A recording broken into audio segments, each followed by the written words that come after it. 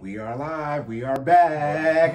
I'm Corey. I'm Jordan. And this is the Cordan and Full Effect podcast, and we are back. Like we never left. We are back like we never left. Episode 6. See? Episode 6. It's episode 6. So what does that mean? Episode 5, 4, 3, 2, 1. Countdown. Boom. All of them are in the books. We've been putting in that work. Working. Crazy work. So, mic check. Okay, so a couple episodes ago, was it episode 3 or 4? Jordan wasn't happy with the testing. As y'all know, or we said, Jordan does the pre-production mainly. I do the post-production. Today, he elected to pass off the pre-production duties to me, and we figured it out, but yeah, I broke it. So we spent about an hour trying to get to this point where you guys could hear us. Now, it would be a damn shame if y'all can't hear us when we upload this, but I think we're good. Yeah, I recorded the video. Yeah. It's a lot of work today, but it's okay. We're up, we're running, we're about to get it popping. Right. As I said previously, we are under construction, so there are a lot of big changes coming. As far as audio issues, once we get the first step of the construction process is to get the audio issues fixed. We got to get some of those little foam and pad thingy. So we're gonna get that, and hopefully that helps. Whatever it does, hopefully it works. I don't know what they do. Soundproofing? Soundproofing. Yeah. Whatever they're supposed to do, that's what we're gonna hope that fixes that, and then we can move towards other equipment purchases, so we can start having guests. Yes. Because that is the goal. YouTube is good to go on the full episodes. So 8 a.m. on Mondays, you will see the recording of the full episodes. One of our team members said, "Hey, you keep saying go to YouTube and the video's not up there." Well, boom, I done caught up. It's up there. Right. So no, the shortened clips, I can't tell y'all when those are going to be all caught up. But the long, full version of the entire podcast, you can go to YouTube, Cordan in Full Effect. Like the video. It costs you nothing to like the video. Don't be a ninja watcher. Subscribe to our YouTube channel, Cordan in Full Effect. More shameless plugs. You can follow me at sideline_Cory. Again, that's sideline_Cory. Cory spelled C-O-R-Y. You can follow Jordan at Stop Stalling J. That is STOPSTALLINGJAY. And that is on pretty much most of my social media. Right. Business page. You can follow us at FinallyFit06. That's FINALLFIT06. And that's on Instagram, YouTube, and Facebook. Right. And our email is cordanNFE@gmail.com. It's Cordan, then another NFE@gmail.com. And you can go to the show notes on YouTube and you'll see all that information there. So that's why you need to subscribe to the YouTube channel. Right, so you don't have to remember this information. We'll stop doing all this one day, but we'll probably just plug the YouTube channel. But yeah, leave us a review on all the forums. I don't know. See, did you check? I didn't check. You didn't check. All right, we are now back to a 5 out of 5 on Apple Podcasts. Yay. 2 of you came through and gave us 2 5s. So that person who gave a 4, someone left a comment. By the way, someone left a comment. They left us a 5. So they spelled my name wrong, but that's okay. I'll take the name spelling. Don't call me out my name, but let's be clear. I'll take the E and the rate in the review. Their name was like squiggly giggly, so I don't really know their username. So Shout out to you, Squiggly Giggly. Yeah, but yes, first review. So let us. That might be my man Tyler, because he did tell me he was listening to it. But if that isn't you, Tyler, whoever it was, let us know, because that means you'd be the first person to rate. And so in the future, we will have some type of thing for you, since you were the first person to leave it. Yes. Review. Yes, but on Apple, Google, Spotify, please leave us a star review and the rating review. What else? House cleaning. Oh, feedback. House cleaning, housekeeping. I'm just gonna call them both. We got feedback on the 4th one, so no feedback on oh my goodness, episode 5. Oh my goodness. It's gonna be so much fun. Okay, that for those of y'all who listen to these in order, just let us know. I was about to say, leave us some feedback. Oh my goodness, we love y'all. Yeah, we're so ready. Oh, by the way, we had one in the queue, which is episode 5, which is coming out on the 10th of May. Told Jordan, when you guys asked us questions, I was like, it's not good to have a week delay. So episode 5 and 6 are going to drop on the same day, and then we'll be back on our regular schedule where it's going to be 1 posted a day. So on episode 7, we'll have episode 5 feedback, and I just can't wait for that. But yeah, feedback. So as you guys might have noticed, the last few, we did a fitness segment first, and then a finance segment second. I think that's what we're going to go with indefinitely. So until we decide to stop doing this, which will be never, because we're always going to come here. Exactly. This is eventually going to be a news platform for black people and black men. We're doing our job in the community. No, that's why I said you got to watch it on YouTube. If you just see us yelling, I'd be yelling, but laughing for no reason. That's because we be breaking the fourth wall like crazy. Yep. But yeah, fitness segment will be first, and then the finance segment will be second. So hopefully I don't talk a lot in the fitness segment, so you can just scroll, and then once you scrub and when you hear me talking a lot, then we're at the finance section. It's a podcast, Corey. You're supposed to talk a lot. I know, but on the fitness section, though, I mean, whatever. Episode 4, you had your whole hour, right? So Jordan, yeah, he's warmed up now, so we right. Right. Did you have? That's all I have for that feedback. Do you have anything else? Nah, I think No. You ready? Yeah, I was gonna say one thing too with the audio. So like when I'm talking like this and like that, Jordan and I be looking at each other. So eventually, once we're having a conversation, eye contact is necessary. Yeah, but once we get our construction done, hopefully we'll be facing each other. So we'll eliminate that when you hear the audio going in and out. But I've been listening to some other podcasts in my headphones, like not on YouTube, and they be doing the same thing. So I think we're actually good on that part. All right, you good to go? Also trying to maximize our vocal projection so we make sure that you guys can hear us, okay? Yeah, if that doesn't sound good, look, episode 6, so wait till like 16. Right. You know what I mean? Like, you know.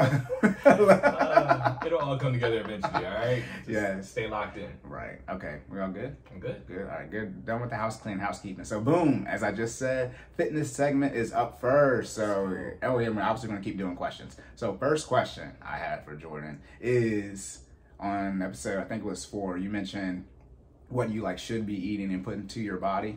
So what exactly should you be putting into your body? Because you mentioned like, I don't be eating a lot of red meats. So what's a good way to, start your diet when you're doing your fitness journey?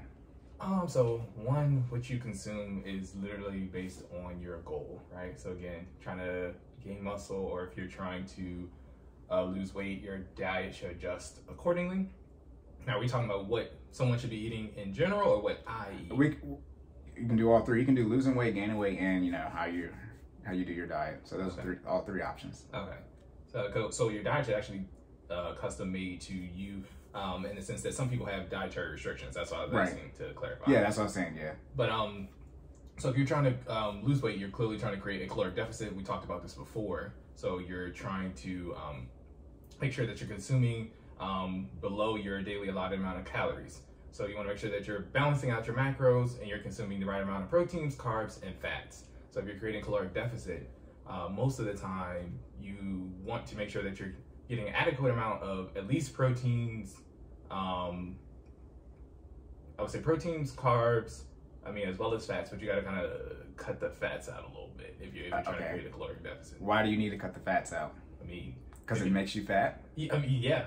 Consuming, let's be very clear, consuming fat makes you fat. And this is what we're talking about now, this protein and stuff, that's on the back of the nutritional label, right? When you're looking at your food? Yes. So those are your nutrition facts, right? Mm-hmm. So when you look at the back of a product, it'll actually give you the breakdown of everything that's included in that food, right? And the major section is, again, there's macronutrients and there's micronutrients, and then there's other things that are added into food that you probably shouldn't consume on a large scale. But yeah, you want to make sure that you look at the back of that product. You want to make sure that it fits into your daily allotted calories. So I'll give you an example. If I'm trying to create a caloric deficit, you probably want to stay on the healthier side. So you probably want to have some like salads, some salads. Oh no. I know everybody's like, salads, that's a cuss word. No, yeah. But yeah. You want to have some salads, but it's okay to add a little razzle dazzle to your salad. You can have some grilled chicken in your salad. So, have some protein in there, some grilled chicken. Some people do salmon. You can even have a little bit of fruit in your salad. You just don't want to go over the top. If you get to the point where your salad is probably equivalent to, a double burger, cheese. Say a burger, which does have lettuce, tomatoes, and onions. Right. So if you hit that point with your salad, you've probably done a little bit too much. But you just want to make sure that it is fulfilling and it is hitting your necessary, again, macronutrients and balance. So what's the number one thing though? Like if you were trying to cut weight, the number one thing is calories, your caloric intake? Yeah, overall, right. So definitely want to make sure that you're monitoring your calories. But I'm trying to think from like the order of macronutrients. So that's the thing, right? So I know you need macronutrients, but I'm trying to remember which one's more important than the other. I would definitely say you need your protein for sure, because protein allows for muscle recovery. Carbs, we all eat carbs, right? Carbs are good for you, but you just have to have them in a conservative amount. So what you'll get into in the process of doing when you're designing your diet is having your carbs in a serving size, right? We talked about this before. Nutrition facts, yep. Yeah, so most people don't eat a serving size of food, which is half the battle right there when you're trying to figure out what you should and should not be eating. Right. So if you read the back and it tells you that you're only supposed to have, 15 chips, have 15 chips. Don't have, half the bag, and that's half the battle right there, right? Right. Now I eat I'm not gonna say name brand because again, I don't know when we can and can't get sued, but I eat don't sue us, right. Please. I eat meatballs, and so there are 20 in the bag. Guess how big the serving size is? Freaking 3. And it's like y'all couldn't just add an extra one or make it 2 for the serving size. Like so when I be trying to get the right, and then I'm gonna be SOL on one of these. I gotta eat an extra one or one less. And are you just eating your meatballs like plain? Like I mean. Oh no! I drank. Well, see, but see, then now you gotta account for the extra stuff that you put on your meat. So if you have it in like a sub format, you gotta have the bread. Right. You gotta account for the sauce. All those add caloric value. Yeah. See, I'm in a situation where I'm trying to gain weight, so I'm good. Yeah. I just gotta make sure I'm not like clogging up my arteries and stuff. But as far as like I'm trying to gain weight, so I can just keep eating the food. But we're not on that section yet. But yeah, so that's all that's on the serving size. Yeah. So you gotta be careful with that because sometimes. For me, you got the math's got to add up, and it stresses me out literally every time. So, again, the science behind the diet is, it's literally mathematics, right? Like you're again creating a caloric deficit, or you're eating more than what your standard allotted calories are, and you're backing that up with protein in order to gain muscle. So let's go to the other side. So if you're not trying to lose weight, you're trying to gain muscle. So your diet again will be modeled. Let's say the standard 2,000 calorie diet. You want to eat that, balance out your macronutrients, so you're still getting your proteins, your fats, and your carbs, but you also want to make sure that you're having an additional amount of protein to gain weight, right? I think there's a study that says you're supposed to have the same amount of protein in terms of pounds when you get on the scale on a daily basis, but that's a lot of grams of protein. Right. So if you weigh 150 pounds, you should eat 150 grams of protein a day. Right. And like Jordan said, good. Yeah, good luck with that. Talking about your budget. Right. Look, you can go to the grocery store and try to put that in. You don't have to do that. Exactly. Try to get as close as possible, though. Yeah. So, and again, without engorging yourself, you want to make sure you're keeping it healthy while you're trying to figure out your diet, right? So if it feels unnatural, it probably is. Stop. It's okay. Take it a day at a time. Get what you can in. And then there are other ways to work in the protein, right? Like if you don't want to be that person that's literally just inhaling, pieces of grilled chicken or fish or whatever your protein is for the day. You don't want to inhale that in large amounts. You can do protein shakes. And that's what I recommend a lot to the Fit Fam. Shout out to the Fit Fam. Shout out to FinallyFit 06. Hey, give that money. Give that money. FinallyFit. Check us out. .live. For sure. Shameless plugs. YouTube. No, show notes. Description. All right, go ahead. But you definitely want to make sure that you're getting your protein in. Protein shakes, again, are great. You can have them. They fill you up and they'll give you the grams of protein you need. We recommend, again, I think we talked about this before, but we recommend grass-fed collagen protein that you can get from most of your local organic stores, but we use Mom's Supermarket. It's about $33, but it's got... That's $31.99. Yeah. Sorry. Is it more expensive up here? No. It's $31.99. Yeah, I budget $63.98 for it. See, budgeting. There you go. Right. But the exact amount. I said 33. You said no, 30. Because they don't charge tax on it. That's the reason I know. And then on top of that, the sale usually they have a 33% off sale. It'll be $10. You can get it for $21.99. So definitely make sure you pick up some of that. But you can mix it in. You can mix it in with your coffee. You can mix it. No, we're not gonna do that. She's gonna have to come on to defend herself. Okay, all right. No, we're not gonna do that. You can mix it in with your coffee. You can make a shake out of it. Mix it in with water. Mix it in with milk. I do a wide variation of different types of protein shakes just to make sure you keep it interesting. Because you don't want to turn into a robot. You don't want to have the exact same thing every day. But you do want to get to the point where you are including those protein shakes in there and make sure that you're mixing it up. So, you give your diet a little razzle dazzle. Right, exactly. So then when we incorporate that with obviously exercising, right? So then how would you incorporate, managing what you eat from a gaining weight or losing weight standpoint based off of what exercises you need to do to, lose weight or gain weight? So like, should you run a lot, right? When do you do a lot of cardio if you're trying to lose weight? or would you do a lot of weightlifting, you know, trying to gain muscle if you're trying to lose weight? It would actually be a little bit of both, right? Okay. So you burn calories working out, period. So Right. like that's the bottom line from it, right? So don't feel like you have to favor one side or the other. Now, cardio does work out your heart and your lungs, you know, like your internal stuff, the stuff that you can't see, right? More than other forms of working out. So you do need to do both, right? So there are benefits to doing both. However, from a caloric burn perspective, you will burn calories doing cardio as well as, you know, lifting weights or other forms of exercises, right? Right. So you want to have a combination of both. Repeat the question. So I was like, what's the best way to lose weight from an exercise standpoint? Like, what exercises should you be doing, or types of exercises? So again, I'm gonna always recommend what we do, right? Again, shameless plug. Dang, plug. 16 minutes in, we've done so many. So again, with FinallyFit, we do HIIT workouts, and HIIT stands for high intensity interval training, which again is a combination of cardio as well as body weight, so strength training type exercises. So it allows you to get your cardio and your strength training in simultaneously, so you can do both at the same time. Right. But I would definitely, if I had to pick between cardio and strength training, I would pick strength training. I mean, that's just me. But not running. Not Not running for sure. only runners like to run. Exactly. And by runners, I mean cross country. No, sprinters don't like to run. They like to sprint. And let's be clear, we can run. So again, we shout out to FinallyFit. We had our April Cardio Challenge. Everybody did great. We had somebody in our class who got over 100 It was me, miles. because if you compete, we talked about the team building last time. We was gonna blow y'all out. It was very, very clear.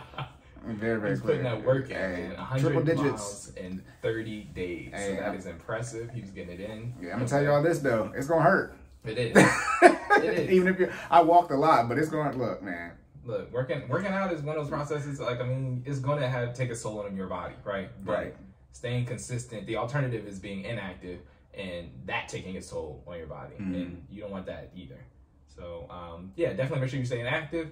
I would pick strength training. I like lifting weights because lifting weights are capable of burning calories as well as allowing you to gain muscle at the same time. Yeah. Not saying that you don't do that with cardio, because you do. I mean, you're working out, you know, your legs, your calves, your quads, all that is being worked out when you're running. But by targeting the specific muscle groups, when you know, again, we talk about those split workouts where you come in, you know, you do legs one day, you do chest another, you do back another day. So coming in, getting that work in, and then burning calories at the same time while building muscle is something that I prefer. Right. And then to go back to the dieting standpoint, it's okay if you don't eat. Like for me, I couldn't tell you the last time I ate all the calories I was supposed to eat, you know, quote unquote, one day. But I'm still gaining weight. Shout out to FinallyFit 06. I've gained 10 pounds. I don't know, somewhere around 10. Actually, who knows if I can do math or not, but around 10 pounds. Oh my goodness. But yeah, so it's okay. Just like we say, you know, cheat days, you still want to break your habit. So every day I don't eat, you know, 3 times a day, quote unquote, or do I eat the desired amount of calories I'm supposed to? But, you know, it's just keeping in getting the habits, right, so you stay consistent with it. But, you know, you're not gonna be perfect every day. So it's okay if you don't, you know, eat as much or as little as you're supposed to. But if you get to the point where your habits change, now we got a problem on your hands, like cheats for a math test.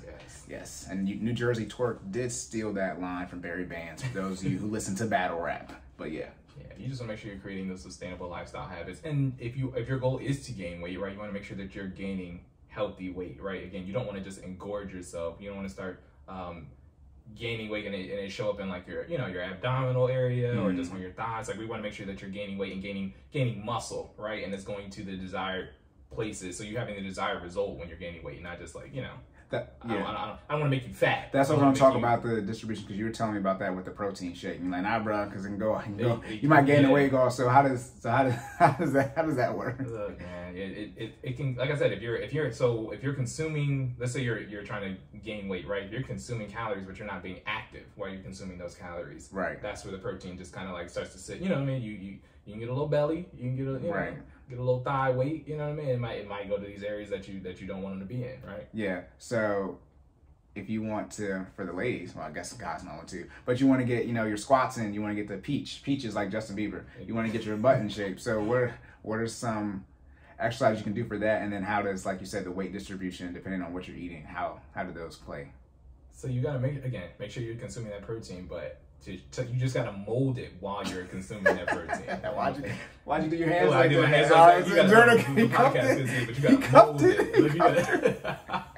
You gotta mold it while you're consuming that protein, right? So you gotta do your squats, do your hip thrusts. You wanna just make sure that you're targeting those glutes specifically for the ladies. If you wanna, have those peaches, right? Summer body loading. Exactly. Hey, y'all didn't have a hot girl summer last year, so y'all might be wild. 2021. Everybody had a pandemic summer, whether you wanted one or not. Sundress season's on the way. We can't wait. And they removed the crop off of Twitter, boy. Twitter is borderline. I mean, it already was, but it's pretty much now without the crop going. Look, you can't because people. I mean, we get to see the full. We seen everything again. It's like, man, that crop was just saving me so much time in my day. It's saving me so much time in my day because I can scroll past a face. Now I get to see all the way to the waist. No. Hey, look, shout out to Twitter. I don't even know why y'all did that to us. They trying to keep us back, on the app more. But still, oh my goodness. But yeah, ladies, you just want to make sure, again, you're doing those exercises that target your glutes. So you got your squats, you got your hip thrusts, you got your lunges. You just want to make sure you're keeping it tight, keeping it right. Right. And then so for, like you're saying, for your abs, you could be, gaining weight on your stomach. Can you just do ab workouts to, get, your quote unquote fat around your stomach down? Do you need to do other exercises? No. So if you want the abs, right? Because everybody wants to have, a six pack, right? And a lot of people actually have pretty decent cores, but exposing your abs are a combination of burning calories as well as having a solid core, right? Like you had to remove the layer of fat that's covering your abdominal muscles so you can have your six pack. So it doesn't matter if you do all the sit-ups in the world if you're not out here, again, creating that caloric deficit, burning that layer of fat, whether it be via cardio or HIIT or some other form of solid exercise, right? So you had to remove, it's like a two-part plan, right? Right. Remove fat as well as work your abdominal muscles to make sure that your core is stable. That way when the fat is gone, you actually have abs, right? Like technically everybody, let me be very clear, everybody has abs. Your abdominal sections always exist. Exactly. But if you want them, they're muscles, right? So if you want them to be exposed and be solid and be big, right? Like, any other muscle, you got to work them out. Right. So definitely want to make sure you have those together in combination to get that summer body right. Okay. And you did mention, you said you try to cut out now let's go to your personal diet, right? Okay. You say you do try to cut out how much red meat you eat. Yes. So what is the science? What's science? Who knows what science is? But what's the science behind, in general, why you may or may not want to eat as much red meat? And then I guess personally from your perspective. So my logic behind it, so mine is twofold, right? So for those out there listening, I actually have ulcerative colitis. So we're not going to get too deep into, what that is. But necessarily my stomach makes a lot of, produces a lot of stomach acid. Yeah. You know what I mean? And so red meat actually irritates it a little bit. So that's my personal reason. But from the science behind why we don't eat red meat is because it sits on your digestive tract the longest out of any other protein that you consume, right? Okay. So there's like, and again, I don't know the exact measurements for each one, but I do remember that I think red meat sits in your stomach. It sits in your stomach almost up to 2 days in its digestive process, right? So most things, you're digesting for about 6 to 9 hours after you eat. Okay. But imagine, so 6 to 9 hours is the average, right? Imagine a burger sitting in your stomach for 48 hours. 8 times. You know what I mean? So if that's the case, why would I want that all the time? Because people eat a lot of red meat. Like that's the thing. Like if you're gonna have red meat, guys, it's okay to have it as a one-off, right? Like if you're gonna have a steak, have a steak. You know what I mean? Just don't have one every day, or don't have one, for every meal. Like you got to balance it out. So I'm not gonna tell you not to have red meat. Well, I'm gonna tell you not to have red meat at all. But if you're going to have it, definitely have it in a smaller serving size or in a lesser frequency. Right. Okay. So you said red meat, and this is me. I be knowing what it is, but I don't. So you said steak, but like, what are the main, the top red meats out there? If it comes from a cow, beef. Yeah. So why can't they just call it beef? Like it. Because when they talk about red meat, I'm like, bro, what the hell is red meat? Like, yeah. I mean. So everything that comes from a cow is red meat. Yes. So don't eat cows. What you're saying? I mean, yeah. I mean, if we talking about don't eat red meat, yeah. Don't eat an excessive amount of cow. Let's okay. So for those of you thinking about that Impossible Whopper that tastes a lot like the Whopper, somebody worked at Burger King here. That's because they cook it on the same grill. Yes. They might clean it, but it's on the same grill. That's why it tastes the same that way. But okay, so no cow. But that's like the new style now, man. Making everything taste like vegan, something else. yeah, Yes. something. I don't know the difference between vegan and vegetarian. Do you? So vegan is like completely not eating anything produced by an animal at all. Oh wow. Yeah, like so we're talking about. I mean, clearly meat, right? But we're talking about any Dairy. byproducts. So yeah, like no dairy. No eggs. You know what I mean? So yeah, vegan is a completely different animal. That's a joke. But plants are living, so how come you get to eat plants? Like flowers are actually alive, like they mate. So how come you get to eat those? You got to draw the line somewhere. Who's drawing this line? I don't know. I mean, I don't know. I don't even know who came. I'm joking. I don't care if y'all are vegan or vegetarian. Yeah. But I'm just giving Jordan crap. Oh my goodness. Yeah. Okay. So know the red meats, quote unquote. So what are the the benefits of red meats, and then what can you eat to compensate, for the benefits that you get from red meats? You said what are the benefits of red meats? Yeah, I mean, obviously you said the digestive issue, but it gives you a lot of protein, right? Yeah. So I guess what can you eat to compensate for that? So it's a protein, right? So at the end of the day, it's still a meat, right? It's just the fact that, again, it sits in your stomach a long time, so you don't necessarily want that. But an alternative, again, to red meat is turkey. We do a lot of turkey burgers in our house. Turkey, you can roll turkey into meatballs. So you're saying you have meatballs instead of having beef meatballs. Guess what? Roll some turkey up. Throw a little. You can season it yourself. Fry them up. I hate turkey. Meatballs. I hate turkey. Man, look. First off, Thanksgiving, woo, that turkey be so dry, and y'all can tell me what it is or isn't. I hate turkey. Okay. You can do chicken? You can do chicken. Come on now. You can do that. Okay. Y'all see on the podcast. Y'all see some if y'all see if y'all watching, y'all see our it's a black fist. But yeah, I eat chicken. You ain't worried about that. So to say, so you can do chicken. So there's a chicken shortage, by the way. Did you see that? Man, I don't even know what we gonna do, y'all. What are we gonna do? My goodness. So that's a two-part question. What are we gonna do, and then what are we gonna do? You know what I mean? I guess we're gonna be vegan and vegetarian. I was about to say, we need some chicken, y'all. Okay. We gotta figure that out. So chicken is an option. What else? So we got chicken, you got turkey, I'm trying to think. Oh, you got fish. Fish is always a great option. Okay, so what type of fish? So salmon. That's usually everybody's go-to. Salmon is definitely my go-to, right? But you have to be careful with salmon specifically because it's high in sodium, right? High in mercury. High in mercury, yes, that too. So there is a very finite amount of mercury that you can have in a small period. Again, I don't know the numbers. Yeah. But you got to be careful in eating large amounts of salmon very frequently because it can get you sick. So. Okay. So that mercury is like mercury from the planet, or? I think it's like mercury. Is it not so I think it's the chemical, right? Yeah, it is now. I'm just being a jerk. Oh, okay. Okay, so we got chicken, we got turkey, we got different type of fish. We got to be careful with that. And then is that it? I mean, you can do shellfish. But shellfish. Yeah. People are allergic. A lot of people are allergic to that. That's why I put that in last, right? So just again, clearly follow your own diet. Yeah, but whatever your doctor said, don't be. Jordan said eat shellfish, and now you like Will Smith on Hitch. Boy, look, you better know you got a shellfish allergy. You better have an EpiPen on standby on deck. Hey, okay. But yeah, so all those various types of protein will still give your body what it needs and not necessarily sit in your stomach as long as red meats will. So. Right. Okay, so the red meat sitting in your stomach for so long, what problems does that cause from a digestive standpoint? You get like you're pooping longer, or I mean, yeah, it can cause constipation. Okay. It can definitely back you up, you know what I mean? And then sometimes your body has, I mean, again, speaking from personal experience, your body has issues breaking it down, right? Right. So, sometimes you might just completely just pass it through altogether, you know what I mean? As it is. And then you're not getting the caloric value that you need from it.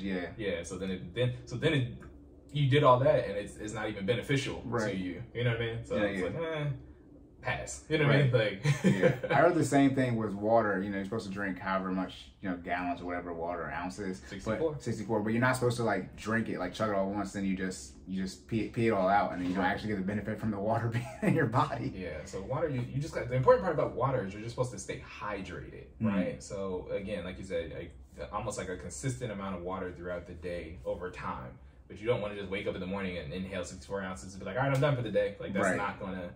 Again, you want the best benefit for your body, and you want to make sure that you're giving your body what it needs over time to make so it lasts. Right. So how many ounces should you be drinking? Like 2 ounces. So, I mean, I think the recommendation is eight fluid ounces as a serving, right? And then you would have eight fluid ounces, eight fluid ounce servings a day. Right? Okay, yes. So, yeah. But I also think 64 ounces, again, personally, 64 ounces is a lot. So I try to do at least 32, you know what I mean? And I just spread that out over time. 64 ounces is for the regular Deer Park size bottles, for those of you wondering, like, how big that looks. I can't do the one math I have never been able to do is the conversion of ounces to gallons and all that type of crap. This is again, podcast, you can't see, but YouTube. This is a gallon water bottle right here, okay? So you can see, I got my joint on standby on me at all times. We keep that thing on us. Mine's 32, so I can put 2 bottles in here. Deer Park is actually 16.7, but y'all can just round off. Exactly. Just round off. You know. But yeah. But so yeah, as you can see, I don't have it filled up all the way. I make sure that I drink about a half one of those a day. So okay, that usually balances it out. All right. Do you have anything else for that? No, I think that's it. Just make sure, again, adhere to your dietary restrictions. Know your body, right? Know what you can and cannot consume. Stick with your plan to hit your own goals. So if you're trying to be in a caloric deficit, adjust your diet accordingly. If you're trying to, gain muscle, adjust your diet accordingly. All right. So. Yep. Go to the doctor. Get your physical, man. Yes. I know we're in a pandemic, so however that is for you, but go get your physical. All right. So next question, number 2. You were talking about on episode 4 that you need to get anywhere between 150 to 250 minutes a week of exercise. Yes, sir. So you were saying that your body needs to recover, but you don't want to be inactive for 48 hours. So you really only want to take 1 day off in between workouts. Yes. So can you go a little bit more in depth into why you should be taking 2 days plus off?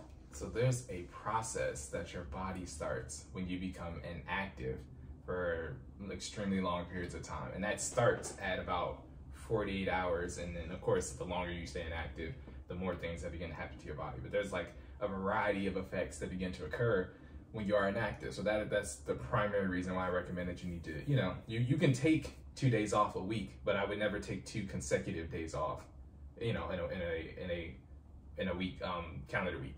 So some of the things that your body goes through when you start becoming inactive, your metabolism, that's the first thing that starts to become impacted.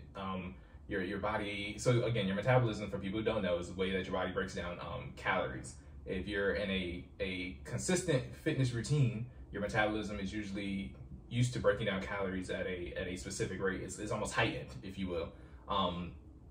So if you become inactive or you don't do anything for 2 days, your body will kind of go into, it's almost like having gas it's almost like your body burning through gas, similar to like a car, and then you don't drive anywhere, and then you know what I mean, but you're still putting gas into the car, right? Oh, okay. So you know what I mean, like your metabolism will almost go into a rut, and it'll try to adjust because you're still shoving calories into your body, but you're not necessarily burning them off like you were, right?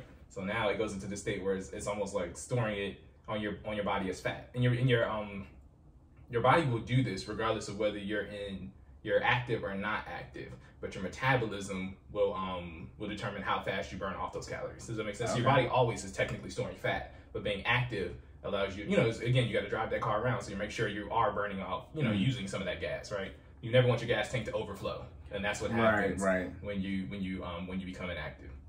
Another effect that your body kind of starts to go through when you become inactive, or for at least 48 hours or more, is your bones start to this is getting kind of into the minute details of things. Your bones technically stop absorbing calcium deposits, so your bones actually start to kind of get more brittle over time, right? Again, this is, and I'm not trying to say like, oh, after 2 days, like your bones are gonna start breaking, right? No, but like the longer you become inactive, the less calcium your bones absorb, because you're not using them, and then they do become more brittle over time. So you're almost like more likely to break something if you were to to get up and try to do something after not doing anything for several weeks at a time. Right. That's why people when they go, let's say you go into like a coma or something, you go into the hospital and you haven't used your bones or even your muscles. So we'll talk about this afterwards. Your muscles actually can go into a state called atrophy. Yep. So if you don't use your muscles, the proteins in your muscles start to die, or they start to break down. And then it becomes harder for you to use them when you do want to use them. So literally, if your muscles and your bones had that same effect at the same time, I mean, you're basically like almost like shriveling up. Picture a plant that hasn't gotten any water or sunlight. That's basically what happens to your body when you become inactive for super long periods of time. I'm trying to think of other major effects that happen after 48 hours, but those are some of the bigger ones that you kind of got to look out for. Right. So how do you balance then, because I deal with this, you're sore, right? So it's like, you're saying, no more than 48 hours, but it's like, all right, well, I take 24 off. Look, hour 36, look, my muscles are not weaker, but, they're still sore, so I can't, essentially reach my limit. So how do you manage that then? So you just want to make sure, so to I don't want to say get rid of, but to kind of deal with soreness, you just got to make sure that you're stretching. And when I say being inactive, let's be clear. Being inactive means doing absolutely nothing. Couch potato. Yes. Video games. Like I'm talking about like no physical activity whatsoever. You can have a rest day and not be inactive. You see what I'm saying? So on your rest day, you can go, let's say you go for a walk. That counts, right? So you're being active that day. As long as you might not be consuming, your body might not be burning the amount of calories that it's used to when you're actually having a full-on active day, but I'm not being inactive. You see what I'm saying? So that's what you want. If you're going to take a rest day, or if you're going to take, if you're going to take 2 consecutive rest days in a row or more, you want to just make sure that you're not being completely inactive on your rest days. So that's how you balance it out. But to answer your question for the soreness, you got to make sure you're stretching. So do your your yoga. No. Make sure you. No. You're not a fan of yoga? No, I am. Yoga is terribly hard. You gotta make sure you stretch out that lactic acid, man. Yoga is so hard. It's not hard, man. Hey, you gotta put it like this: the easy yoga is hard. Like I'm not flexible, and yoga is all about. I'm like Mike off of Grand Theft Auto 5, bro. My exercise, my strength isn't low, but that exercise part where he can barely do that mission, where how his legs are barely coming up, that's me. I mean, but I can see the yoga instructor, so I know that I'm not on par. I be watching them bend, and I be like, we're doing 2 different exercises. We're doing 2 different exercises. I mean, as long as you're giving your best shot, right, and you feel the burn, right? Not the burn, but you feel the stretch in that area that they're trying to target, right? Right. As long as you're getting some type of result out of it, you're okay. No, yeah, you have to consistently do it. That's the one thing with flexibility. Oh man, just gotta. Yeah. If you don't use it, you lose it. One day you'll be able to touch your toes. You gotta try to touch your toes every day. Every day, and then one day you're gonna touch them. You'll be like, oh my goodness! But when you see them do it, I'm like. Like your wife who is a cheerleader, college cheerleader, man, look, she be showing us some of these stretches. I'm like, I don't even know. Because the first time she did it, I was like, she is so flexible. And I was like, oh yeah, she's cheerleader. I was like, so obviously she is. But I was just like, But she puts in that work, man. Yeah, no. I mean. Hey, college cheerleader, so yeah, duh. But me, I ain't do no cheerleader. Hey, everybody was flexible, growing up, like 1st, 2nd grade. But when you stop stretching, I mean that's not just flexibility. That's anything in the fitness lifestyle. Right? If you don't work at it or you don't put that work in, on a consistent basis, things, you become less efficient at it, right? Right. Now, yeah. We're yesterday. A couple of my friends were at a birthday party, and all the kids were like sitting down and stuff. And I was like, bro, look how they're sitting. And I was like, if we try to sit like that, was it like their legs, not Chris Ross, like their legs are all the way bent back. So, and I'm like, bruh, if we try to sit like that for a minute, everybody's in the hospital. Look, we're stuck. That's the one thing too. If you want to see like the natural posture of a human, how you move, you look at little children. Because they that's like how you bend down and squat, squat with your, don't lift with your back, lift with your legs, all type of things. Watch how, your little children, toddlers moving around. That's like literally the exact structure and body posture you have. Now you're like, I'm not a child no more. Well, put in that work. Right. But no, yeah, so that's the funny thing about that. One other thing that I forgot to mention, when you become inactive for 48 hours or more, it actually starts to affect your balance. So I know since we're on the topic of stress, this is 2 days is not that long. I know. A lot of negative stuff. Again, these are effects that happen that start after 48 hours, and then again, the longer you're inactive, the worse they get, right? But right. You're actually more likely, and again, there's science behind this. You're actually more likely to just fall over after 2 days because your balance. Define fall. What do you mean by fall over? Yeah, like like fall over, like just like vertigo, like just pass out. Not like, okay, so you're not gonna just like start hitting the ground randomly. You said it. I mean, but like there was a study done. I mean, again, I don't have the specifics or like the link on me, but like I've read that there was a study done that after extended periods of time, people started losing balance of not including not sticking to their fitness routine, right? Right. So yeah, your balance, your equilibrium almost basically, right, kind of starts falling off over time. Now I see exactly why people are like, oh, that's just a study and those are just anecdotal results. Let me be clear. 2 days, your balance is gone. Let me be clear. Anybody got time to figure that out? Hey, look.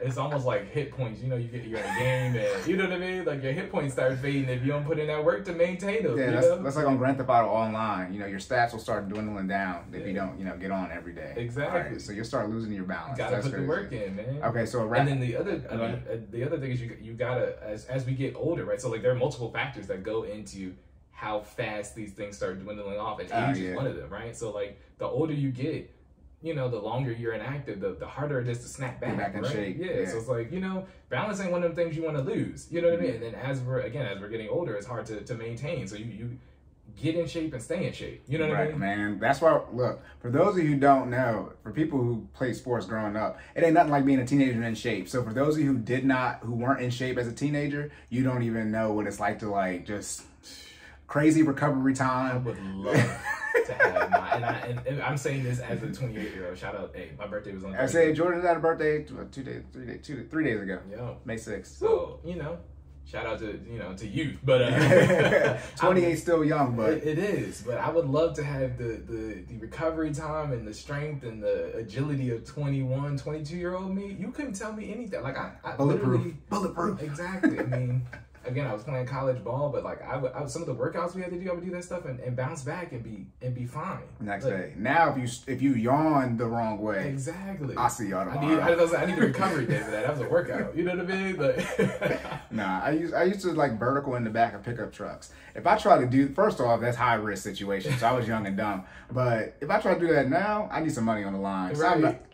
So that's fear factor. Bro, 30 inches? You got me messed up. You got me messed up. Like actually into the truck. The bed's not even down. So like, over the whole, yeah. Man, look. Man, just out here. I had one guy. You had bunnies. I got funnies now. Look at that. I had one guy. He did gymnastics in high school. He was doing parkour. Look. I don't know how old the average parkour person is, but it's got to be under 25. Yeah. He was 17, 18, just jumping off of stuff. Yeah. Look, if I saw him out there doing it, first off, he'd put him, some type of mental institution, because, bro, you can't be out here doing parkour at 28. That's going to get you hurt. Good luck, man. Look. No, but yeah, you want to get in shape early, because a lot of, because I'm not going to switch to finance with this, but 30, right, you got to have all this stuff figured out by 30. The reason 30 is the number, there are a lot of reasons. This is me just spitballing now. But the average human in America dies at 80. So by definition, when you turn 30, you're approaching middle age, because the middle of 80 is 40. 10 years away. So when you turn 30, you're approaching middle age in your 30s, and 40, it probably is the same for women. But, men, that's when our testosterone, really takes that big dip. And that's going to be harder for you to get in shape. You're going to keep more of that weight on, all that type of crap. So for those of you, in your young 20s, like we weren't like, oh man, we'll be good. No, just stay in shape. Yeah. Don't get back into shape. Just once you're in it, just stay in it. You don't have to, just stay ready. You don't want to have to continuously have to get ready. Stay ready. Yeah, because for those who work out, you feel, you stop working out for maybe years, and that first day sore, you're like, you can stop having that feeling of the first day of ever being sore.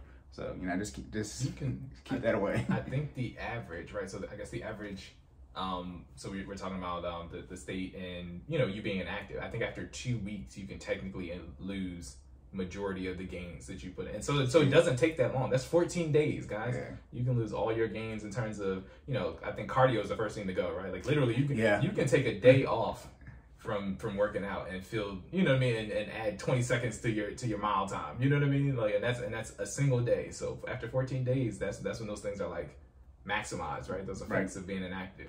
So you don't want to get to that point. Again, if you're going to take a rest day, take a rest day. Just don't be inactive completely on your rest day. Go for a walk. You know what I mean? Stand up, do some speed squats. You don't have to necessarily even go anywhere to do a workout. I mean, we're proof of that, right? Again, shout out to the Fit Fam. We do our home-based workouts, okay? We can get it in, and we're guaranteed to make you sweat right there in your living room, all right? But yeah, just make sure that you're getting it in on a consistent basis. Right. That goes back to the atrophy. I always make the joke that humans don't know how to walk. Stop walking for 6 months. I bet you'll forget. Right. That's what happens. Unfortunately, people get into comas or some type of car accident, some type of medical issue. But they have to learn how to walk, and that's what muscle memory is. Like your body just remembers how to walk. Obviously, you have to build the muscles to actually walk. But yeah, it takes. You've been walking, 20, 30, 40 years, and it takes 6 months to forget completely. So that's why you gotta, and that's by the way walking, which people do, on an everyday basis. Exactly. But you need to expand that to actually being in shape and exercising, which is above your your normal default. 14 days. 14. That's it, bro. 14 days. Yeah. You definitely don't want to have to start over, man. It's a painful process. I mean, again, I've personally done it a couple of times. Yeah, too many times. It's not fun, So get active, stay active, do a little bit every day. Balance it out. Right. All you need is an hour. Right. All you need is an hour. 30 minutes each. Remember, 30 minutes cardio, 30 minutes strength training. Exactly. Right. Boom. Okay. So, and also with the budgeting, finances, for those of you who want to get out of debt, just like we said, once you get in shape, stay in shape. For those of you who get out of debt, once you get out of debt, stay out of it. Stay out. As Jordan was saying lately, we're not doing baby step 2 again, which is paying off all your consumer debt. Yeah. We're not doing it again. I'm like, all right. That's one of those steps. Like once you get out of it, you do not want to make a return trip. All right. So you got to live that lifestyle to make sure that you don't have to, circle back to baby step 2. Right. So, do you have anything else there for the science? Nah, I think we're good on that, man. Okay. Just again, make sure you stay active. If you're not active, get active. If you are active, stay active. Right. And then make sure that you work on your diet to meet your goals. All right. Sounds like trying to force people to join the military. Be active. Hey, don't be reserved. reserved. All that you can. That's don't sue us. Hey. All right. Do you have anything else? I'm out of questions. No, I think we're good on the fitness portion. But let's transition.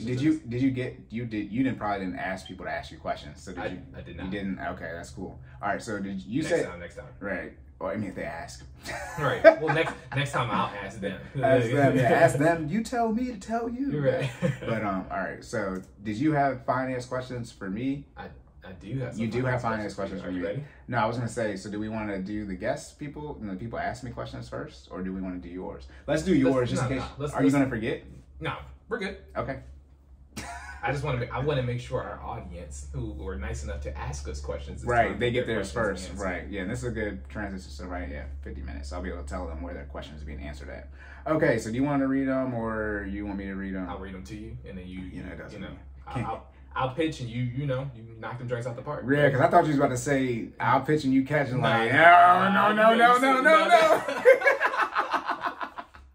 Oh my goodness! Oh my goodness! I was very, very careful to. That's what I'm saying. Hey, say you give me. That's why I say Fisher Price, right? Give me the lob. You got to be careful with the baseball analogy. All right. Okay, so we have 3 questions from our audience. Our audience. So shout out to y'all. So question 1. That first question is, what is your best advice for people trying or looking to purchase a house? See, the issue is your best. So this is like number 1, top 1. Okay, again, it just says best advice. Yeah, you can number them off if you want to. Right. So again, this is adjusted for COVID. If you're trying to buy a house, obviously, if you already bought one, it doesn't matter because you already bought the house. That's my first advice. If you've already done, I saw crap. Here I go. Screw the finance. I watched this movie called Unhinged on Amazon. And it has Russell Crowe in it, and he's a bad guy in that. And then there's somebody else. And the main woman, she's reading a book, and it says, the title of the book is How to Help Your Kids Cope with Divorce. And I'm like, don't get one. So what's the best advice to help you purchase a home? Don't already have the home yet, so you can actually use this advice that I'm about to give. Okay, so I don't know how long the housing market is going to be like it is. So let's do... Which is insane. Yeah, which is insane. So let's do from a COVID perspective. It's actually, it doesn't matter if it's COVID or not. I mean, if it's like it is now, a crazy seller's market, it's just even more of an emphasis on, the stuff I'm about to say. So the main thing, let's go for your single, right? So if you're single, it really is different, because if you're single and you want to get married and you're a guy, usually, you know, your wife doesn't like the house that you buy anyway because she didn't have any input on getting the house. So that's it. That's the situation I'm in, right? It's like, you know, put in all this work and then you're like, babe, I want this house. Well, I'm not getting none of this time back. So I think, you know, but then again, like I said, you define your goals. That's when you could keep the house, you know, have it as an investment property, right? But then let's talk about, which, you know, millennials are getting married later. Both of you have a house. I don't know. You got to rent one out, or you can sell one, right? That's when it goes to, like I was saying, how you want to have your portfolio set up, how you're going to handle debt. Because that's really what it comes to when buying a house. That's why I told y'all, when do you want to pay off the house? And the one thing people have to understand when they're trying to purchase a home, your primary residence, you cannot handle, for those who want to get into real estate, you cannot handle your primary residence purchase the same way you're going to handle all your other investment properties. You're going to have a home to live in, right? I don't know if it's the first one you buy, you might move, but you're going to have a home to live in. And if you don't have a home to live in, what are those people called? Homeless, right? So, and I'm saying that from an equity standpoint. Your primary residence, if you want to own it outright, remember, outright ownership means no lien, right? So eventually you pay off your mortgage. You can never access that equity in the home and continue to own it outright unless you sell the home. But if you sell your only home, you are now homeless. So I know it gets sort of tricky with that, but that's what I would say, your primary residence, you handle that one way. So the best advice I would say is figure out, you know, how you want your future to be set up. For those of you who are single, I know it's unfortunate, but you have to think about, how am I going to merge this home into a marriage, right? Because are you going to put them on the mortgage right now? They're not on it. You have the possibility, you know, the later you get married, the more likely somebody has to have a home. Now you got to figure out how you're going to consolidate these two houses. You're not going to live in both of them. Are you going to rent one out? Are you going to sell one? So that's the first thing. You really got to plan out, if you're single, you know, this home process and, you know, what the future is going to look like. That's the situation I'm in right now. So if you're single, I'm just going to rent. So for you, so what is your, I guess what I'm saying, what is your plan for if you meet a young lady? Yeah. We've already had this discussion. So I'm just keep it a band. The debt got to go. So that's one of the reasons I've been leaning towards not buying a house, literally, so that if it's like, how much student loan debt do you have? Because you know me, right? You know, yeah. You know the budget is going to be not even maybe financial house, because ain't gonna be no clothes in there.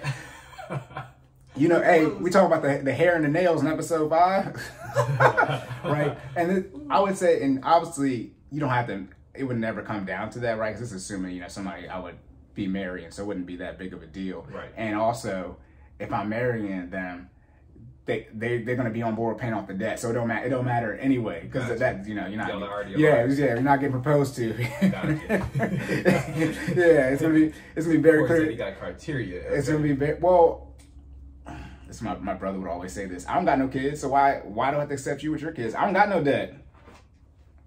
I mean, you ain't lying. Now, if you got a house, that's different, brother. I mean, you got 6 figures. Oh, I don't want to. As Jordan said, I'm not doing baby steps again.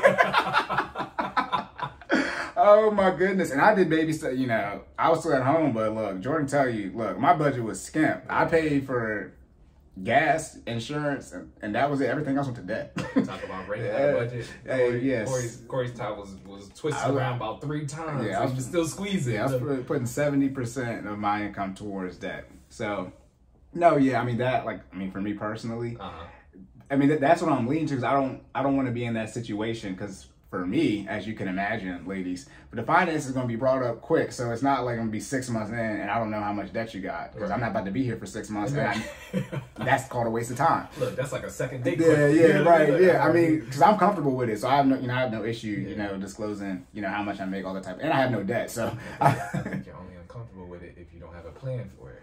Yeah, fellas, you gotta have a plan. I mean, we got the podcast now, so it don't even matter. Like, you know, go watch the podcast. Right. Before I have to explain all this stuff, so I guess I can just send her an episode or a clip.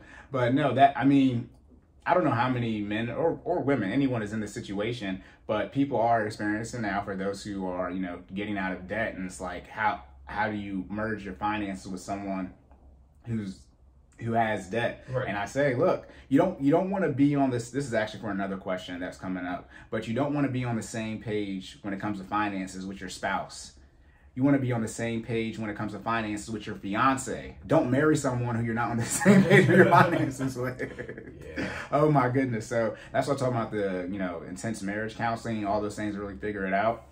Because when you're trying to buy a house, the true best advice, let's switch to married people, is y'all got to be clear cut on exactly, you know, are we getting into real estate? Like I said, real estate isn't for everybody. So it's okay if y'all not trying to get into real estate. As I said last time, doesn't matter if you're getting a 15-year or a 30, don't get an ARM, adjustable rate mortgage, right? Get a fixed rate. Doesn't matter if you get a 15 or a 30-year. When are you going to pay off the mortgage? So for married couples, the best advice is to have that stress test of your different ideas and figure out, you know, how you guys are going to move forward with the home purchasing process. Are you going to do private school, or are you going to do public school? If you're going to do public school, do you like the area, right, that you can afford, right? Because, you know, obviously usually the, you know, the best schools, quote unquote, public school, higher cost of living for the houses there. So you have to plan out all those things before you even start, you know, looking at houses. Then when it actually comes to the financial side of things, I already mentioned this, high cash position. I recommend, if you can, come with that 20%, that 20% down payment, so you can avoid PMI. I don't recommend taking out an FHA loan, right? But, you know, again, people try to get into the houses, do what they can. Most people don't make a lot of money, so they usually have to get the FHA loan, right? Which is 3.5% down versus you get a conventional loan and it's 20%. So I would do your best to put yourself in a situation where you don't have to take out a 401k loan, right, and use it for a down payment. You're using just your cash, essentially, to pay for it. You can obviously, if you want to, invest into a brokerage account, which I might end up doing, right, you know, Vanguard or Fidelity, and then, you know, selling that when it's time to make your down payment. That's cool. Obviously, put the taxes aside. But from a 401k standpoint, even though you can use it for your down payment, if you leave your job, right, or anything happens, you're going to have that all due. So, again, this is risk tolerance, though, mental makeup. Gotcha. Deal with what you can deal with. But, yeah, you want to truly plan out, you know, this home buying process. It's recommended, if you're not going to stay in this area for 5 years, in the house at least, then don't buy the home, because under 5 years, who knows if you're actually going to make money on the sale. So if you're married, right, or thinking of getting married, right, having kids, I always say, you know, this is our forever home. Do you see your kids taking their prom pictures there? If that answer is no, what's that mean? You're going to be moving. Right. So if you're going to be, so you have to, this is all before you even truly go looking at houses. Even before you, because you're going to get house fever and then you just buy something. But if you don't think your kids, right, or before you have kids, right, I don't think they're going to take our prom pictures here. That's fine. Or you want to have 4 kids and you're about to buy a 3-bedroom. Right, so obviously you know that, you know, you're not going to keep this house long term. Obviously, you can, you know, do extensions, add-ons to your house. But if you're just gonna, you know, if you want to have 4 kids, so you need a 5-bedroom, but you're just trying to buy your first starter house, you just need to straight up make the best financial decision, because you just need to do what you can to have this house appreciate the most in the market, so you can get the most equity out of it, and then actually buy the home where, you know, all your kids are going to, unless you want to bunk bed them, but right. But if you, that's the thing too, do you want all your kids to have their own room, and not have their own room? Do you want them to always have their own room, right? Sometimes situation where, you know, you have 2 kids, right, but you got 2-bedroom, and you just keep them in there, you know, they're like 5 and 3. Right, but then eventually, you know, you get a bigger house and they each have their own room. Do you want them to always have their own room? Right, that's right. I mean, that's a valid concern. And see, like I said, this is all before you even start looking, because this decision to buy a house costs hundreds of thousands of dollars. So you really have to be real in depth and real detailed with the planning process for it. And again, like I said, the last thing, that high cash position.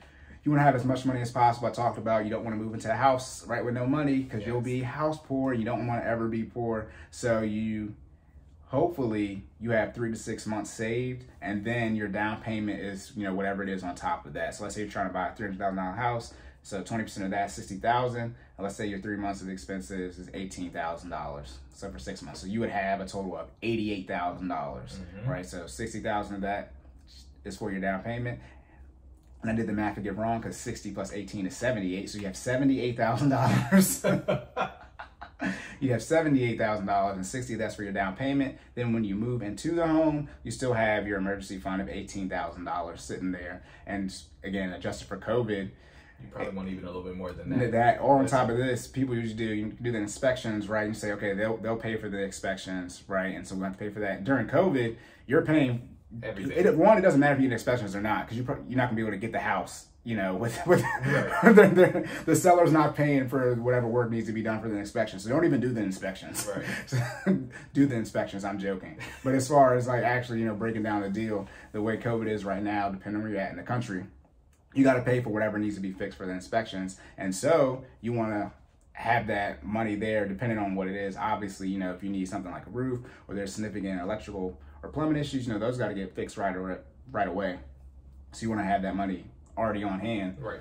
So you can fix it. It never hurts to just have money on standby. Yeah, right. That's the one thing people. Because again, Corey's doing the math, right, for the formula for what you need. But I mean, stuff pops up, and I mean, you want to be prepared, so you gotta have that money. You know, high cash position allows you to just adjust for the delta. Right. No, I mean, I would just recommend having as much money as possible. I know that's like, what does that mean? Right.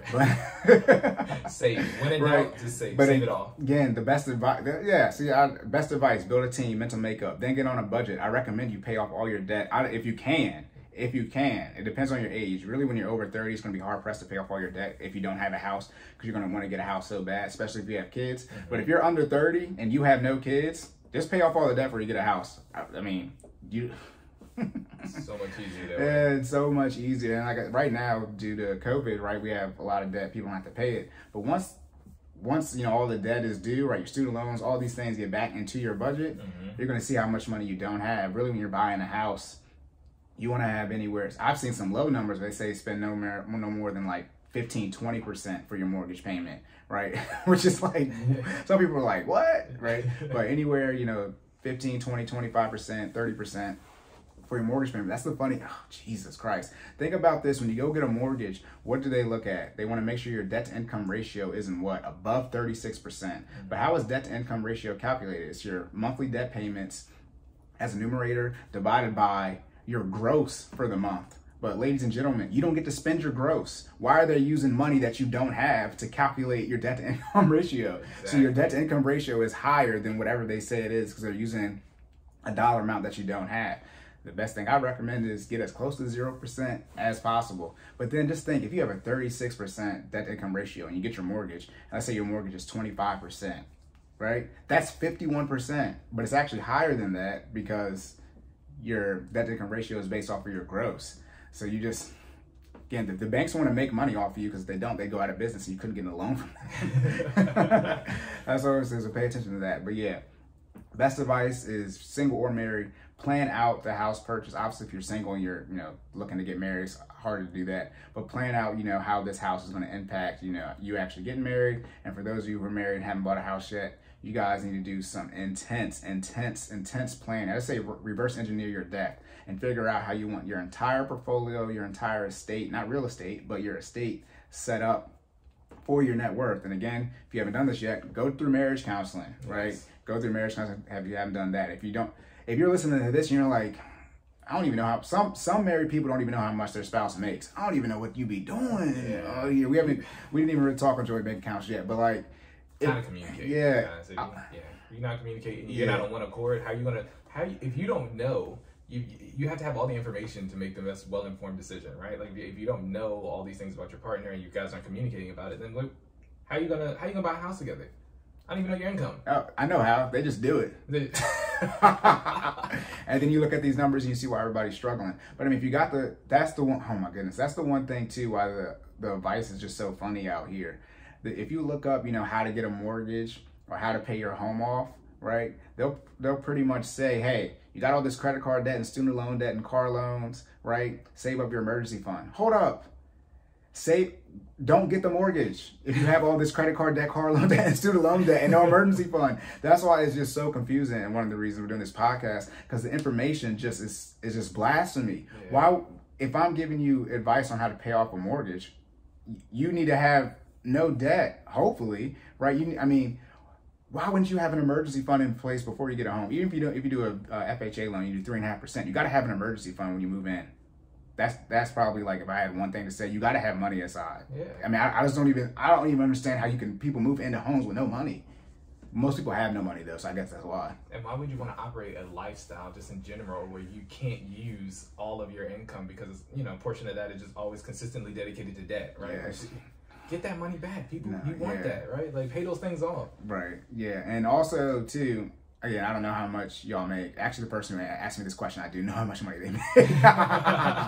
But again, for some of this advice, again, I do cookie cutter general advice. But for me, I do like personal finance coaching. So I know I'm going to be real in-depth and into your finances, real intimate with it, so I can give you better advice to actually understand. Because I don't know how everyone wants to, you know, set up their life. Right. But if you work with me, I'm going to find out, and then that will put you in the best position to make the best decisions. Gotcha. So yeah, gotta have that money. Gotta have the emergency fund at least. At least. That's awesome. Thank you for that. Yeah. We appreciate our audience member who asked that question. Yes, thank you. I hope that covered, you know, what you were looking for. No, tomorrow doesn't matter. Oh my goodness. So I got another one for you, right? Yeah. You good? Mm-hmm. Okay. So the next one is buying a beach home a good investment? Right, yeah. One of my mans asked me this question. So that's why I was like, it's just so weird how we got these two questions. If you're buying a beach home, again, if you're single, pretty much what I said for the first one. Now, is buying a beach home a good investment? Yes, real estate is always a good investment. They're not making any more land. However, if you're married or if you have children, I would not buy a beach home if you're not investing, right? This is a beach home as an investment, so this is not a primary residence. I would, for those people who want to have children, that's the one thing. If you don't want to have children, you get to make money so much faster. Most people want to have kids, so it doesn't matter. But for those who don't want to have kids, look, man, you ain't got to worry about 529Bs, ESAs. You know, you ain't got to raise your insurance at work because the family plan is so much more expensive. All right, humans are the biggest expense. But no, if you're going to buy a beach home as an investment property, let's say you're married and you have children, I wouldn't look into buying the home until you are fully funding your investments for whatever you want your children to have. So if you want your children to go to college, right, you need to, you know, do a 529 and or an ESA. You need to be fully funding those before you even look, because again, necessities, debt payments, investments, lifestyle. Now this is in the investment category technically, but again, now we're going to prioritizing things. Getting a beach house as an investment property, I would think, doesn't supersede investing into your kids' future. However, some people do this. You can use the real estate, right? You can buy a beach home as an investment property and then liquidate that when it's time for your kids to go to school. That is an option. Yeah, I know, right? Yeah. So, but if you're looking to essentially keep this, you know, property, this beach home forever, yeah, I would at least first, again, necessities, build and make sure your financial house is stable. Second, define how you want to handle debt and make sure you're handling it that way. And again, you're married. If you haven't had this conversation, you got to have the conversation first. And it's not a 1 week or 1 month conversation. It's like it's a forever conversation, but it might take like 2 years, depending on where you are at. But you got a plan, right? Right. Yeah. And then plan to execute. Yeah. And then third, now we're into the investment section, investments and lifestyle investments. Your 401k would supersede this. If you're doing a Roth IRA or a traditional IRA, would supersede this. Your kids' college fund or whatever would supersede this. In my opinion, you can rank them in any order. And again, you invest in things you understand. So some people don't understand the stock market. They might understand real estate. So then, but again, most people aren't in that situation. They just say you should invest what you understand. When it comes to the stock market, you can't, because that's what most people invest in. They just mean that by the different sectors in the companies. But yeah, I mean, the one thing with a beach home, right, the most expensive real estate is the real estate that's near the water, right? So I don't know how expensive real estate is on the water in Maryland, but I wouldn't be surprised if it's 7 digits. So that's the one thing too. Again, that's why I said second thing, define how you want to handle debt and handle it that way. Are you going to have 2 mortgages? Or where do you live at in relation to, the beach? So, how, you're going to end up being a long distance landlord. You might live in the same state, but, isn't an hour, 2 hours, away from you. Are you going to have people, living in the house, the whole time? Sort of like a timeshare when people are in there, then you just go in there for the summer and you take your family there. No one's living there. There is Airbnb now, right? So I guess you got that benefit. But how are you actually going to manage the property? Because obviously you're not going to be living there. Again, it's an investment property, so it's not your primary residence. So I would figure all those things out. Gotcha. Yeah. Good stuff. Good stuff. What was the next one? So again, audience member, I hope that answered your question. Yes. Thank you for that. Shout out to my man Trevor asking that question. Trevor, you can reach out to me, bro. You know that. So if you and your wife are thinking about doing that. But yeah, be on the look. Men, I know men always come with ideas. Trevor, I hope this isn't the first time you I hope your wife already knows. That's what I always tell men, or technically women. But if your husband said I said do something, nope, I didn't say that. If he hasn't ran it by you first, don't be asking me questions first. So yes, make sure you're running things with your spouse, because it might not even be that your spouse doesn't want to get quote unquote the beachfront property, they don't want to deal with all the other things that come with the property, right? They want the investment, right? Right. From an equity standpoint, you know, how much money you can make and how good real estate is. But they don't want to deal with the landlording or the maintenance you have to figure out. It's going to be on the beach, so you got to deal with flooding, right? You know, tropical storms, hurricanes, you know, all the things that come with that. You got to be on the same page.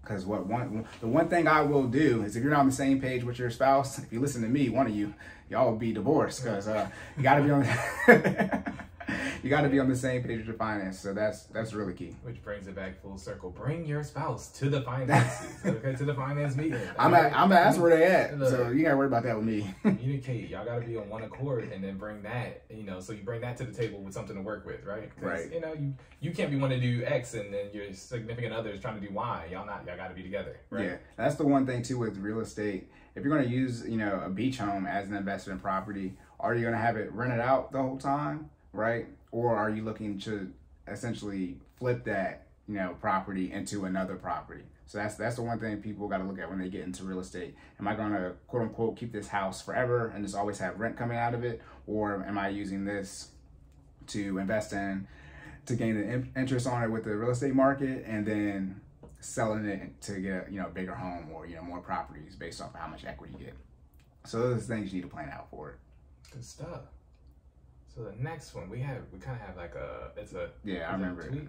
Yeah, it's a tweet. Okay. All right, so was it episode 1? I made the joke how you got insurance on your cell phone, but you don't have insurance on your life. So I got a devil's advocate question, and it says, why does life insurance matter if you die alone?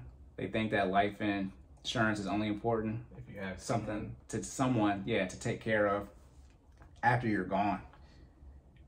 And then they said they actually do have life insurance. Again, they were playing devil's advocate, and they can afford it. So why do you need life insurance if you don't have anyone to take care of, you know, if you're dying alone? First off, what do I recommend? Building the team.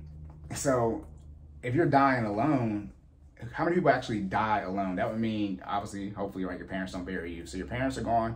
You would have no siblings. You would have no nieces or nephews, right? You would have no first cousins, right? You would have not a single relationship, right? Because you're dying alone, so that means no one there. I don't know how many people actually die alone from that standpoint. You might die alone as like being single, nobody was there. But most people know somebody, right? And the great thing about life insurance is you can leave it to someone that's not, you know, in your immediate family. They don't have to be your spouse or, you know, your mom, your dad, your son, or your daughter. The joke is the rich auntie or uncle, right? That's essentially this case, right? You have no children, so who do I leave all this money to? Your nieces and nephews, right? For those of you who have siblings, right? Your nieces and nephews would be the people you leave this money to. This is generational wealth and legacy here. I'm not gonna get deep into it, but yeah, that's what that is for. Now, when it comes to the expense of life insurance, term life is cheaper than whole life. I think it's usually about at least 10 times cheaper. So you can get term life, you know, you can get $1 million insurance policy for $50. Obviously it depends on, you know, what you get for your physical, because that can raise the premium for it. But yeah, you know, it's $20, $30, $40 a month that you can get, you know, hundreds of thousands of dollars, if not $1 million in insurance. Mm-hmm. So it's not that big of an expense. Now, back to the budget. If you got all this debt, or you have insurance on your cell phone and not your life, right? Then I could see how it might be viewed as quote unquote a big expense. But yeah, again, with term life, it's a term, so it would run out. So if you're dying, you know, if you're 30 and you have 30-year term life, when you turn 60, it's gone. So, and if you die, you know, when you're 80, the life insurance would be gone. That's when it goes to being self-insured. And at this time, hopefully, right, when you're 60, your home would be paid off, right? Because you wouldn't use a mortgage as a death pledge, which is what it stands for, right? So you turn 30, right, you get your first mortgage, and then in 10 years, you get another mortgage. So technically, another 30 years. So technically, you have a 40-year mortgage now, right? You pay for one for 10 years, and you got another 30-year mortgage. That's 40 years. You don't want to do that. Because then you can't leave that. You can leave the property behind, but then your estate, your children in this case, would have to buy that property. The bank's gonna want that loan paid off, and usually a mortgage, right? Usually you can only get one mortgage on a primary residence. Your children likely aren't going to be able to, right, get that type of loan. So that's when that comes into play. But yeah, you would leave your life insurance, unfortunately, right? If you were to, die early on, if you're quote unquote alone, you would somebody. I mean, who's truly alone? Like Corey said. I mean, you got some friends, you got somebody, right? Somebody, either in this generation or the next that you would like to leave this, your life insurance to. So you got to make sure, find someone. Right now, and then they said they think it's more of a lifestyle decision. No. Jordan asked the question, what's the best way to protect your family or something like that a couple episodes ago? Life insurance. Like, if you want to leave or protect your family, but you want to build wealth, there are two things you have to do. Pay off your home and get life insurance. Mm-hmm. Guaranteed. Guaranteed. That'll do it. Third thing would be DCA, dollar cost average, when it comes to investing. You do those three things, which the black community needs to do because we're going to be at a zero net worth in 30 years. You got to do that. You gotta do that. Slid that tidbit in there. Nah, like I said, I'm giving a little bit of the generational wealth talk here and there now because I keep teasing about it. Gotcha. But yeah, paying off a home, getting life insurance, and just investing a certain amount of money every month, and that's it. That's how you you leave the wealth behind. And again, when I said paying off the home, outright ownership, no lien. Yes. So you actually own the home and you can leave it behind because that's the. Now I'm sort of switching to it, but that's why black people are so far behind. It's the inheritance. We just actually financially start so far behind than our counterparts, mainly obviously white people, but we just start so far behind. It's like, Jesus, oh Lord, let me breathe when I say this. Has anyone in your family ever owned a home? If the answer is no, don't look at me crazy when I say to buy a home and pay it off. Jesus. I don't, it does see, look now, see, I have to meditate before we do that episode, but real talk, no one in your family has left behind a home. And the main reason, not the main reason, but a big factor until you look at generational wealth and net worth is the fact that they don't just think. No one, again, has to take out a $300,000 mortgage, so now they can elect to invest. Yeah. It's like skipping that step, right? Like we have our checklist that we got to go through, right? Our steps. If you inherit a home, you don't have to do a death pledge. No, you don't have to do a mortgage. I can't do it. See, I was talking about screaming. Look, I can't do it right now. But again, now your children don't have to make that decision, right? They don't have to. They already have a home, right? And they can, it's out again, owned outright, no lien on it. All they gotta do is pay the property taxes and upkeep the maintenance, which doesn't go away with any property you own. Exactly. By the way, back to the beach house. Yeah, that maintenance. Look, make sure you have that all in place. But yeah, you gotta have the life insurance in place. Again, term life, whole life, both better than no life. Whole life, there are a lot of different options out there. You got universal and all these other types of things. A lot of people use those to like their own bank because you can technically take money out of your policy from a whole life perspective, and then it's not technically a loan, but it is, but it's your policy. I'm not well versed on it because I'm like, I know a scam when I see one. No, I'm joking. Put it like this, in short, this is how I determine if something's a scam. If the only people who are pro it are people who sell whole life insurance and people who have it, nope. I need another party. I need that outside perspective. I need another party. And on top of that, when you look at reviews, people compare term versus whole. I mean, people like don't. It's like smoking cigarettes. Don't smoke cigarettes. Only people who are okay smoking cigarettes are the tobacco companies and the people who smoke cigarettes. So no, I think whole life has its uses. That's something I have to. It's a lot more complicated than term life, so I'm nowhere near as well versed on that as far as a whole life perspective. But I mean, again, that's better than no life insurance, and obviously if you have whole life or term life and you're thinking about switching to either or, make sure you don't cancel your policy until you actually get the new one, because you don't want to have a lapse in coverage, because lo and behold, you die and now the life insurance is gone. Right. But no, yeah, you got to have the life insurance in place. Even if you don't have to you don't have to take care of anyone. I mean, obviously, if it's your children, right? But in your old age, you have adult children, and they should be. If you go generational wealth, talking legacy.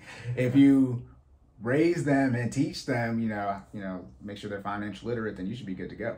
But yeah, that's it for that. Good stuff. Get the life insurance, y'all. Yeah. Get the life insurance. You good? I think we're good. You have another question? Then? No, that's it. You didn't have any more questions? No, I'm good. All right. Well, where are we at? 1:20?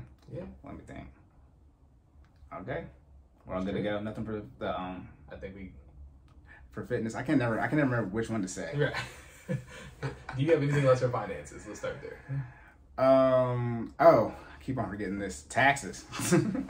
Taxes are due May 17th, so make sure you get your taxes done. Remember, the Roth IRA and traditional IRA, you can contribute to them until the taxes have to be filed. So this year is May 17th, so you can still put money in your 2020 contribution year up until May 17th. I don't know if it like stops on Monday, May 17th, but you can do it up until then.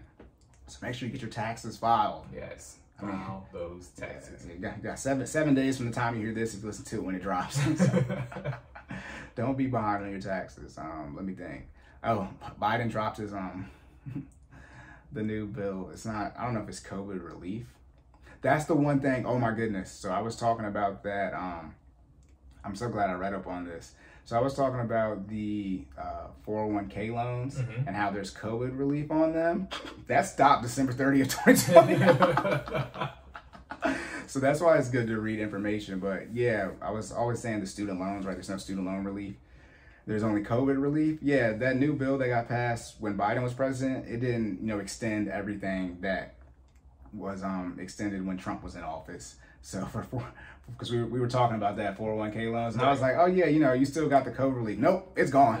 You had the right. So make sure you pay attention to that. Oh, one thing too, because I be watching, I be studying, trying to get better. Okay. This is cool. I was talking about the student loans got forgiven. Right, and so you had 200K forgiven. You're single, right? You make 50K. That's 250K. You be in the 24% tax bracket. That was for married people. You'd be in the 24% tax bracket. If you are single, 250, you're gonna be in the 35% tax bracket. I think. I can't remember what they are. They changed in the last two, but it's just double. But yeah, so my bad for single people. Thought they was gonna pay 24% taxes. Nah, it's gonna be over 30, bro. Dang. Over 30, and then yeah, that's everything I was watching to make sure I don't lie to the people and say you made a mistake. But no. Yeah, that's it. You have anything fitness? No. Nothing. I think we covered what we want to cover today. We just want to make sure that you pay attention to your diet. Okay. If you want to gain weight, you make sure you take in the necessary amount of calories or protein. If you want to lose weight, make sure you create that caloric deficit, and make sure you stay active, guys. Again, if you're not active, get active. And if you are active, stay active. All right? Right, yes. And make sure you get on a budget. Yes. You must budget. Figure out how you want to pay off your debt and pay it off. For those who want to do that. It's like, no. That's the funk flex. Remember when people come in, you're like, where's you come up here on this show? And you're like, you artists better pay attention. No, yeah. But no, actually, I got that from Unforgivable. Do you know what Unforgivable? I'm at to show you after we finish this. Nah. It's this is how we were in high school. Is this black guy? It's like 2011 on YouTube, and he's black and white video, and he's like in the woods, and he's like telling he's like, I mean, nowadays he couldn't drop it. Is you can't say everybody's so PC now, freaking left. But he was making some mean jokes where he would talk mean in the camera like this into it, and then so he was talking to this. He was he wasn't talking to a girl, but he was doing like a story for it. And he was like, somebody was texting her, and he was like, who is that? And she was like, it's my brother. And he was like, bitch, you better not have no brother. Oh my goodness. It was so funny. They did like 4 clips. There's so many early YouTubers that like now, with the way social media is, like, dang, yo, it's 10 years ahead of your time. Right. But that was crazy. But no, yeah. Yeah.